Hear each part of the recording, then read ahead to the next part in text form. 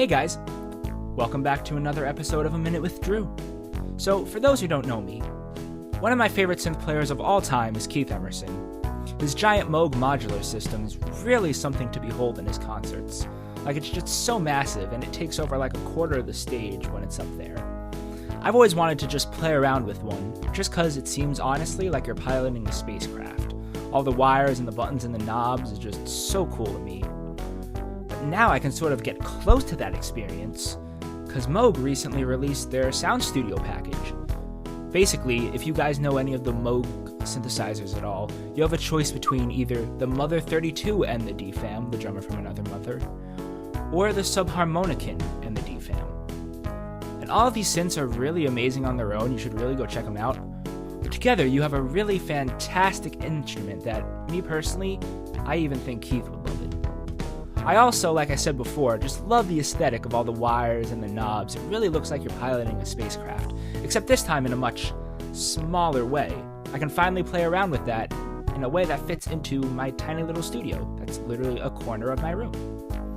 Hopefully I'll be able to demo it soon, and if so, I'll definitely give you guys all a little sneak peek. Of course, honestly, that won't be just a minute. I'll probably be playing around with it for like 2 hours, and then I'll have to cut it to make it shorter, which will be a bit of work. But either way, it'll be a lot of fun. Anyway, hope you guys enjoyed this episode of the Gear Guys podcast. Catch you later. Hey, it's Rick, and I'm sitting here talking to Tony Cardenas, Montana. Tony has recently teamed up with drummer and producer Brent Archement. Did I get it right, Tony? I think I cursed myself. It's our cement, like it's our cement. Okay. Our cement. Right. Our cement. At least I got your name right. So that's okay. I'm That's happy good. with that. You have a great new rock album out, Shadow and the Thrill. It's out via Deco Entertainment. Mm-hmm. Very blues infused, groove laden, some melodic aspects. I noticed that you guys say it comes from the streets of Los Angeles and New Orleans. Yes. So, how did that partnership arise? Because like they used to say about Reese's peanut butter cups, it seems like two great tastes that taste great together. It's pretty cool. Yeah. Brent is a guy that I've known that used to live out here in California, in Southern California. And I met him probably in the 90s, early 2000s. And he was just kind of a kind of hanging around. He'd come to my show, and I started up another band back then. I basically retired from music. I started another band in LA. I was playing the LA clubs and stuff. He'd come to me. I knew he was a drummer, but my drummer would get very nervous every time Brent was around. So as soon as we heard Brent sit down for like 5 seconds, it was just like, wow. So I've always just loved his playing and loved his style, and similar to what you're saying, two great tastes that taste great together. We do play well off each other, and the one thing I miss about a lot of the bands that I've been in is that I want to feel like my drummer makes my ass want to move. You know what I mean? Like I want to feel like I want to bounce along. And the truth is that it's just like any other kind of relationship, any kind of intimate relationship, almost like, okay, sex. It doesn't always work with everybody, but some people, bam. Well, he's got, the way that he plays, the timing, and it comes down to milliseconds of where he puts his snare hit and the bass drums hits. It's something about that just I don't know, puts me in motion. So that's how we started playing together. And when I decided I wanted to make an album, Brent had moved to New Orleans. And I said, well, I'm going to try to make the greatest album of my life. I'm going to go play with Brent. And so I got on a plane and went to New Orleans, and we just started banging it out, man. Well, yeah, he has played or been involved with Fiona Apple. I see Live, the Black Mollies. Then I see the Bullet Boys. That kind of stood out a little bit to me. Yeah, that was short-lived. And it wasn't one of his better experiences. Right. I'll just put it that way. But you started off with a classic hard rock band as a bass player. Yep. But now you've moved on to on the Shadow and the Thrill album. You basically play everything but drums and Hammond B3. When you moved, have you always played guitar, or was it just Ever something that since, you've been a jack of all trades? yeah, as a kid, once I did start getting into playing like guitars and stuff, I mean, it didn't matter what it was. It was a Mhm. piano or a guitar or a bongo or whatever it was. I mean, I was just that kind of kid. I was just, obsessive and compulsive, and I started, doinking around with whatever was I had. So, but once I started formally, getting a real instruments like a real guitar and what have you, I started playing mainly guitar as a kid, and then, playing in bands and whatever, singing in bands, whatever. Once I started, and I was studying in college, I went to study classical music in college. I started teaching, and they said, "How about bass too? Can you teach bass?" I said, "Well, yeah. There's a treble clef, there's a bass clef. I know. Mhm. Sure." So started playing both of those quite a bit, and I love it. I love being able to do both. I wish I could have somebody in the band that would take the guitar and I could swap every once in a while. I really miss playing bass sometimes. I don't get to play it very often. But yeah, play keys, play harmonica. Mhm. Yeah, if I can make noise, I'll find a way to make a tune off of it, out of it. All right. I mean, yeah, because that's where I know you as your first gig. You were in Great White during their height. Always felt that was one of the better live bands, I've ever seen. I'll Back in tell the you day. what, the kick ass. I mean, I've very recently just gone through a couple of old like bootlegs that Yeah. I found. And back in those days, there was no iPhones, and just holding up your phone. Mhm. This was somebody snuck in an 8mm or whatever, or little video tape camera, and the band is on point. Mark Kendall is on point. Guitar sounds on point. Jack is absolutely stunning. Stunning vocals. So yeah, it's something I'm very, very proud of to be a part of. And I think we did a good job. We did some good work there. So on your album with Shadow and the Thrill, you worked with Sylvia Massey. Now, Mm-hmm. she's done everything from Green Jelly or Green Jello, whatever it was at the time. Yeah. Tool, Rick Rubin's American Recordings with Tom Petty, Red Hot Chili Peppers, Seven Dust. Too many to mention. Yeah. You start when you work with someone in some way, whether it's in the studio or outside of the studio, do you ever think to yourself, holy heck, I have to change my approach? Or do you just stay true to yourself and just have her bring the best out of you? Are you ever, intimidated by someone's pedigree? I guess that's really my question. No. Okay. No. I'm attracted to work with people because of their pedigree, I guess. Okay. And I think that is definitely what attracted me to work with Sylvia in the very first place. I worked with her in the early 2000s. I went up to produce a couple of songs, and I was introduced to her and her studio in Northern California through her manager. And yeah, she's something else. Some of the other really notable things that she's got a Grammy for working with Johnny Cash. Yeah. And I'm pretty sure she used to be one of Prince's house engineers. Like, she's the person that Prince would call at like 3:30 a.m. Hey, I'm going to lay some tracks. Get down here. She was, I think, that person, but super cool lady. And wow, what an ear, man. Just amazing. Yeah, it shows. I mean, we should all get that call from Prince, Yeah, right. Rest his soul. Hey, it's 3:30 in the morning. Yeah, okay, I'll be right down.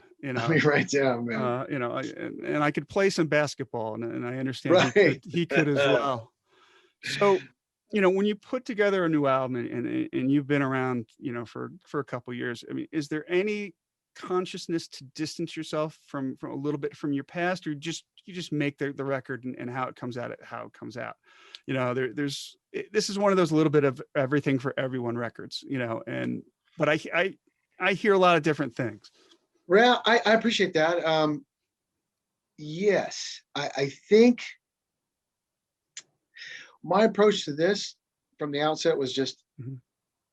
over the years, and I'm looking back over the few years, and I appreciate what you said there too, just a few, uh, um, at songs that I knew that I thought were the best thing that I'd written. It didn't matter what Gotcha. era it came from, didn't matter what,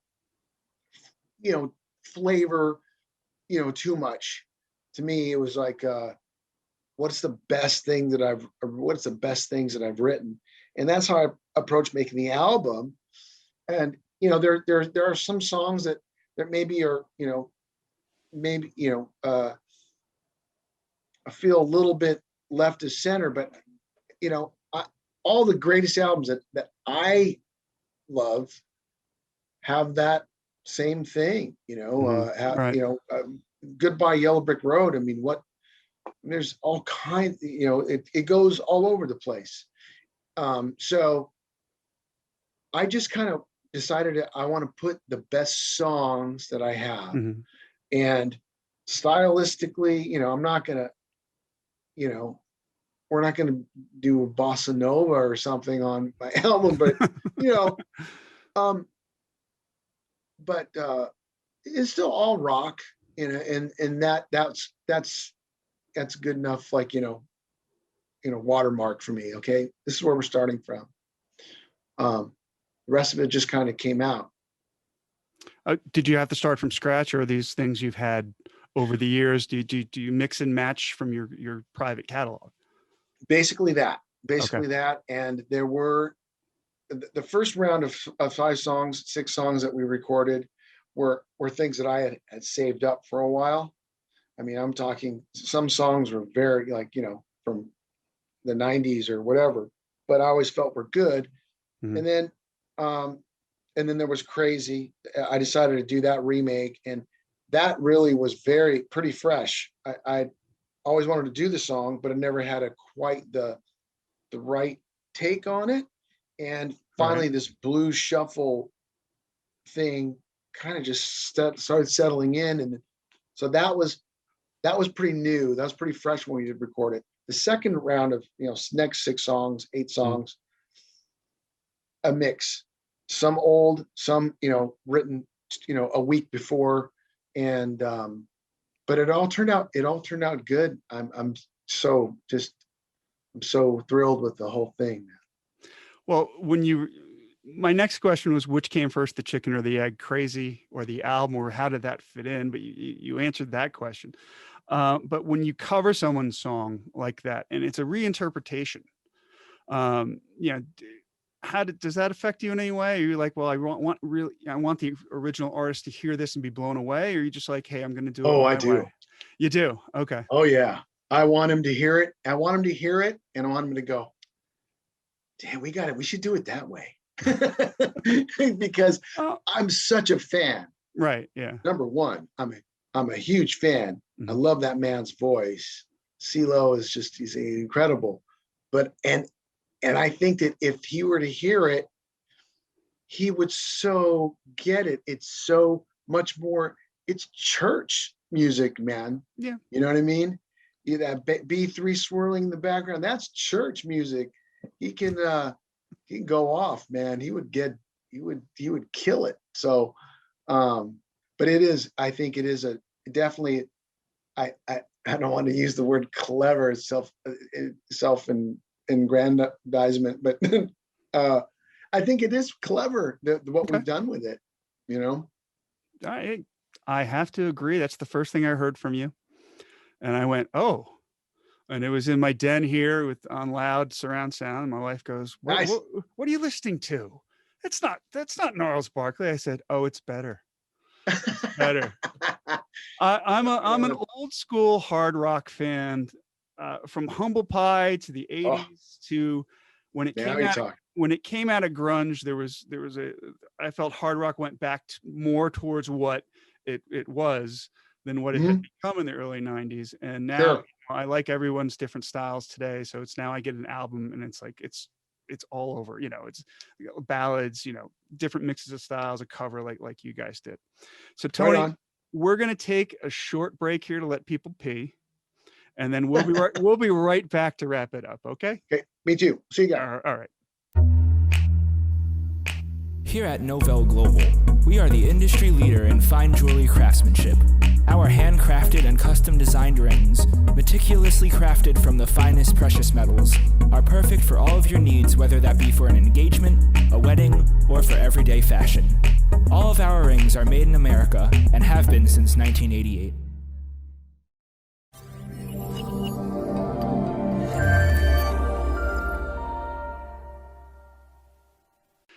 All right, we're back. Hope everyone's refreshed. I know I am. So, you have a history, you have a music business history. So, if I'm starting out today as a young musician, is there anything you've learned over the years that I should know that would help me out? Go back right now. Turn around. No, actually, Do not go down this rabbit hole. You'll be miserable. okay. That's what I tell Just to let you know, I almost got up and left. That was very convincing. I was like, "What did I say? Oh my god!" No, that was Kill. good. Well, it's such a different pursuit now. When I was a kid, and when I say kid, in my teens, once I started really trying to be serious Mhm. about my craft and my instrument and my art, right? Mhm. Once I became really serious about that, and I started getting introduced to the real business, started floating around it, I could drive down, Mhm. or up or down the 101 freeway here, going through Hollywood, and I could see the Capitol Records building, and I could say, I want to be there. I'm going to be there someday. I'm going to be in that building, and that's where my record. I could look across the street at a record store, with my dad having dinner, and I could point across the street and go, "Hey, my album's going to be over there, Dad." Mhm. That's not how it works anymore. There's no way to go. I don't see that path any longer to going to a label and getting a deal and having them spend X amount of dollars developing an artist. Mhm. It's not what it is anymore. So you gotta do it yourself, and it's all yourself, and you've got to be prepared to give up, all your time and devote it all to marketing yourself and making YouTube videos and chasing Spotify playlists and whatever else people do to try to get their music out there right now. It's very, you better love it. I'll tell you that right now. You better love it. Yeah. Because it's gonna, better love it. Well, do you miss anything from the past? I mean, you did the tour buses, right? You won an award or several awards. You guys got to go on some pretty cool tours around the world. But you're a little younger, hopefully. Is there anything from the past that you miss, that you look back on and go, I wish I could do it one more time? I'll tell you what I do, what I think is a nice full circle thing, and that is vinyl.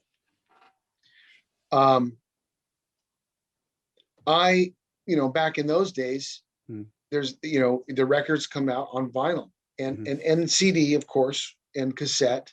So I have all these awards, that I, hanging up, that are these beautiful plaques and platinum and gold. Right.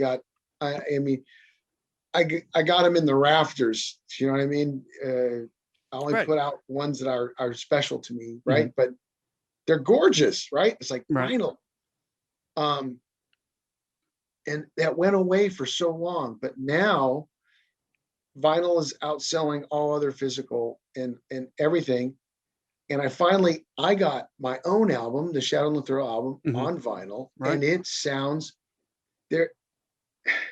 Why we ever went away from it, True. God only knows. It sounds great. It sounds amazing. Mhm. And the other albums that I'm starting to build my library back up. I'm glad that young folks, young and old alike, I'm sure, are now seeing the value of that medium. It Right. sounds great. It's cool. I'm going into stores where there's vinyl. I'm seeing young folks flipping through albums, man, like I used to. I'm like, Right. that's cool. That's cool. They're getting an experience. And then maybe they'll buy something. They'll buy something just because it looks interesting, or the artwork. I mean, this used to be a different kind of marketing, right? To make an album take off, or an artist take off, and be able to sit there with an album cover. I can't tell you how many hours I'd sit there just staring at Houses of the Holy and going, wow, what is this? This is amazing. And so anyways, Right. I'm glad. That's the one thing Right, that okay. I'm glad it's coming back around. Well, listening to an album was an event.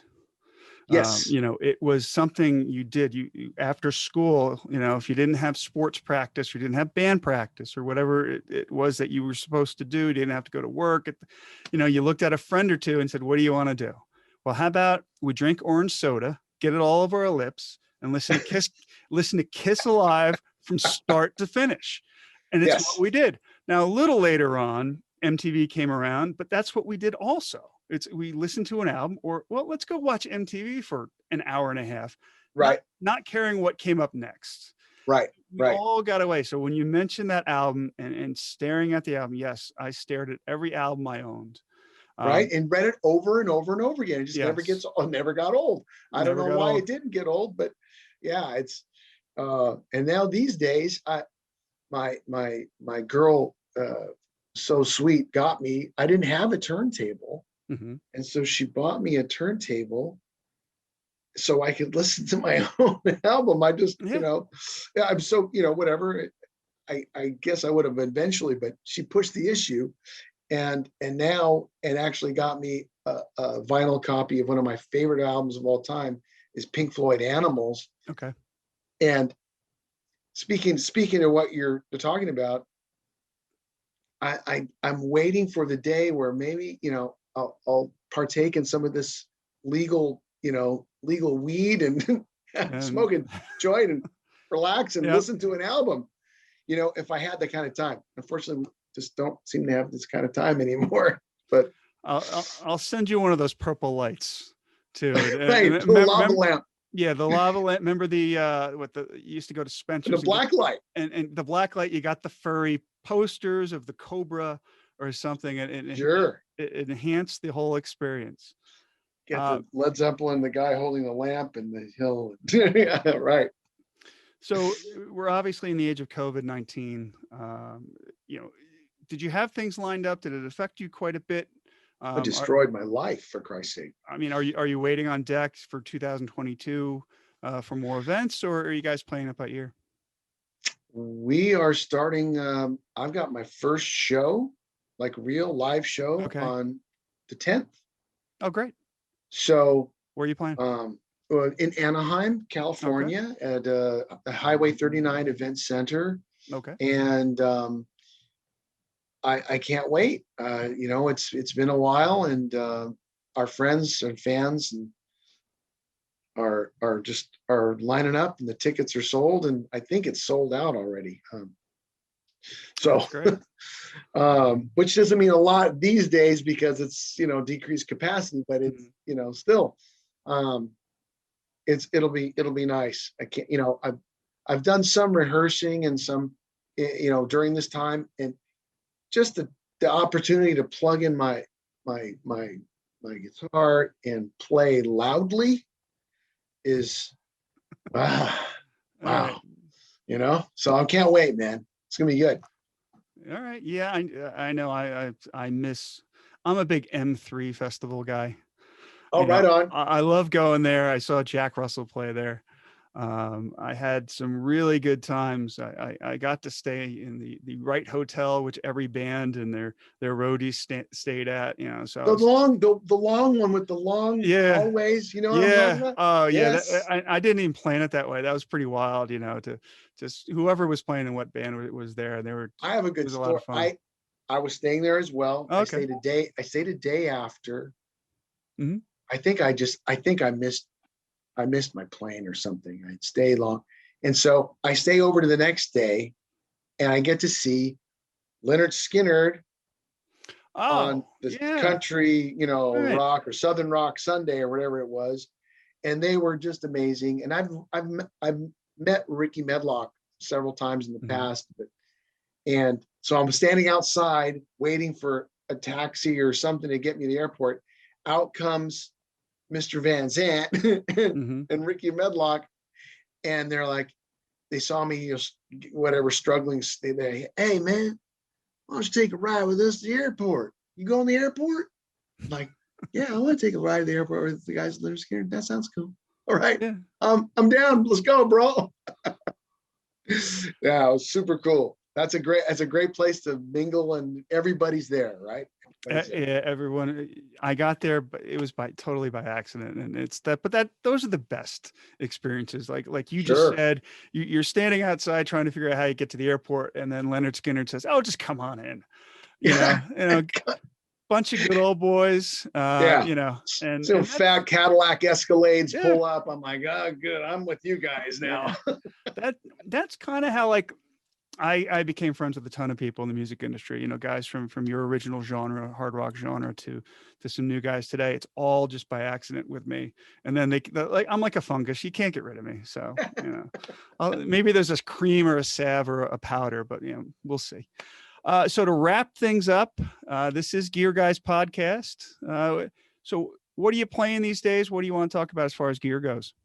As gear, well, I'm actively pursuing a amplifier endorsement. If anybody out there likes the way I play, I so I'll do. drop that out there. But I've been very. I build most of my own guitars. I have for Mhm. many years. Frankenstrat's kind of like Edward Mhm. taught us to do, and I've been a big follower of him since day one. So I make those and I use those for the road. But to make this album, I really relied heavily on a couple of guitars that I just acquired from Paul Reed Smith, Okay, great. and those have turned out to be just amazing tone generators, and besides being just beautiful instruments and so finely appointed,